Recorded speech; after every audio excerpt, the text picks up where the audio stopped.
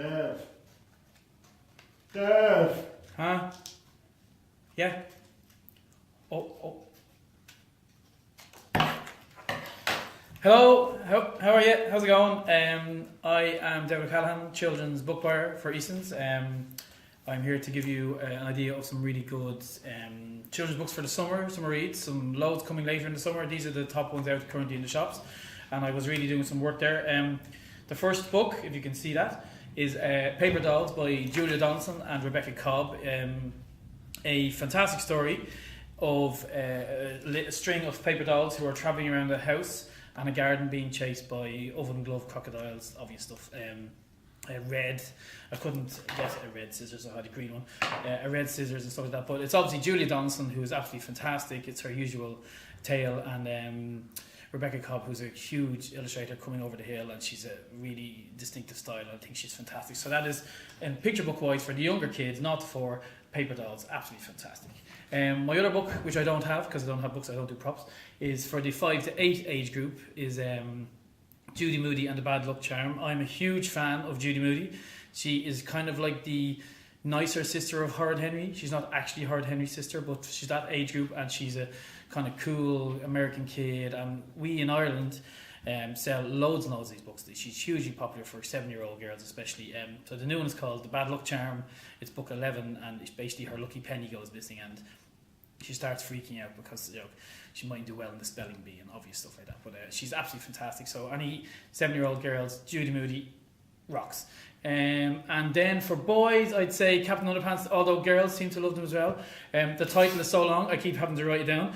The Revolting Revenge of the Radioactive Robo Boxers. Captain Underpants from Dav Pilkey is again for kind of 7-8-year-old boys and girls. Huge popular series. There was 2 came out this year. And anybody who reads them, kids just fall off the chair laughing. They're absolutely mad. There's zombie nerds, there's time travel, there's Tippy Tinkle Trousers, who's the baddie, is with a name like that he'd want to be, and Captain Underpants is a brilliant series, and I would again highly recommend it for both boys and girls. So that's that. 9+ age group. Skullduggery Pleasance. Every Christmas we obviously have the new Skullduggery, and number 8 is coming later in the year. But we had a brief novella, I want to call it, kind of a spin-off this year from Derek called Maleficent 7, which deals with Tanit Lowe, who is one of her characters, who is an absolutely she goes around beating all the baddies up. Quite all the baddies up, that sounds very violent. But she's an absolutely brilliant character, but she kind of went to the dark side near the end of the last Kingdom of the Wicked, and basically this is her spin-off story, and it's basically her going around doing bad things, and she's a fantastic character and one of my favourites from the series. I won't say anything about the book. All you need to know is it's Derek Landy, the king of the nerds, the lord of the humour. So humour, action, you name it, boys and girls, he's loved across the land, and obviously hopefully down the line a movie will come, but this is a series that's just brilliant, and the new book's coming later in the year. And then the other big one for kind of 9+, obviously there's no point in talking about David Williams and Wimpy Kid, because everybody knows what they are, but Dork Diaries is a huge series for girls that's kind of in that age group, and it's huge. It's an American series. It's all kind of set in the middle school, and massively popular. There's a brand new one out called Holiday Heartbreak, and it's about, this one's kind of the love book, dealing with the young kid going to the dance, and she's kind of worried that the boy she likes isn't going to invite her, it's going to invite somebody else. But it's absolutely fantastic. Girls who love the wimpy genre books, this is the second biggest thing outside of wimpy, and I would highly recommend that. And then finally into teenage and young adults, which is a huge area that's been growing over the past 5-6 years, obviously because of things like Twilight and Hunger Games. The Michael Grant Gone series, which I'm slightly obsessed with, basically is just finished with a book called Light. So there's a kind of Gone, Hunger, Lies, Fear, Plague, probably the other way around, and Light. That's 6 books. So there's the final part just happened. It's basically Lord of the Flies meets Heroes, where all these kids, basically anybody over the age of 15, just completely disappears. And then they all start developing superpowers, and some go good, some go bad, and it's absolutely mad as a brush and fantastic, and I would highly recommend it. It should be a TV show or a movie, but not at the moment, but it will be. But now that it's completely finished, I think everybody should be reading these because they're brilliant. So Michael Grant, that's the Gone series, and Light is obviously the last one.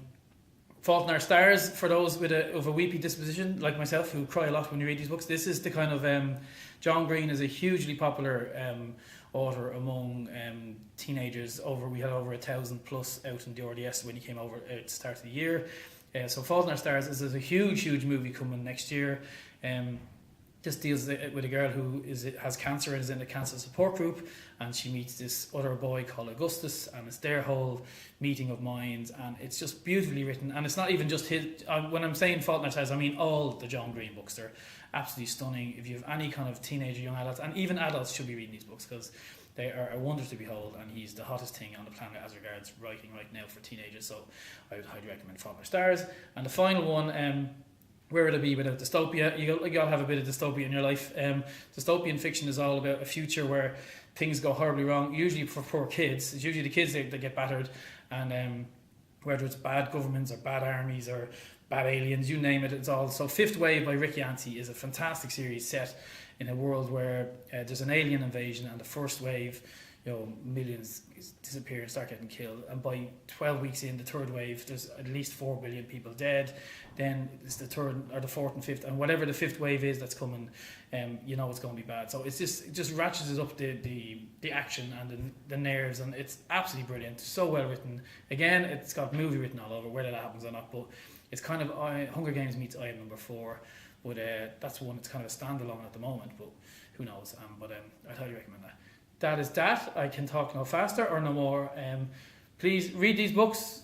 Go find them because they're absolutely fantastic. There'll be more coming down the line, but right now they're the ones you should be reading.